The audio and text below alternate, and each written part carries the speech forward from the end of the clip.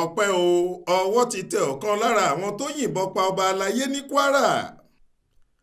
Akóló iléeṣẹ́ ọlọ́pàá ẹ̀ka tìpínlẹ̀ Kwara ní afurasí kan lára àwọn agbébọn tó yìnbọn pa oníkóró tìlú Kóró níjọba ìbílẹ̀ Èkìtì ajagunfẹ̀yìntì Olúwaṣẹ́gun Àrẹ̀mú láàfin rẹ̀ wà báyìí. Ẹ̀sùn tí wọ́n fi kàn án ni pé ó wà lára àwọn agbébọn tó yìnbọn pa ọba Alaye náà lọ́jọ́bọ̀ tọ́sídẹ̀ẹ́ ọ̀sẹ̀ tó kọjá yìí tí wọ́n sì tún jí olórí rẹ̀ Ìyábọ̀ Àrẹ̀mú àti ọmọbìnrin kan tórúkọ rẹ̀ ń jẹ́ Fẹ́rànmi gbé sá lọ. Lọ́jọ́ àbámẹ́ta sátidé ọjọ́ 3 oṣù yìí làwọn agbébọn ọ̀hún pe mọ̀lẹ́bí rẹ̀ tí wọ́n sì ń béèrè fún 100 mílíọ̀nù náírà 100 million naira gẹ́gẹ́ bí owó ìtúsílẹ̀.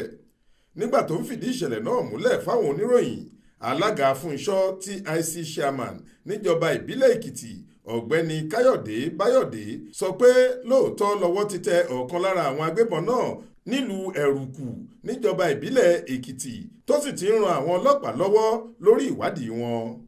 Báyọ̀dé tẹ̀síwájú pé àwọn owó ilẹ̀ òkèèrè ni wọ́n bá lọ́wọ́ afurasí ọ̀hún àti pé lẹ́yìn táwọn agbébọn náà ti sọ pé 100 mílíọ̀nù làwọn fẹ́ gbà ni wọ́n ti ń dúnàdúrà tí wọ́n sì ti dín owó náà kù sí 40 mílíọ̀nù náírà. Ó ní àwọn ṣì wà lẹ́nu ẹ̀, bó bá ṣe ń lọ àwọn yóò máa fi tó àwọn oníròyìn létí.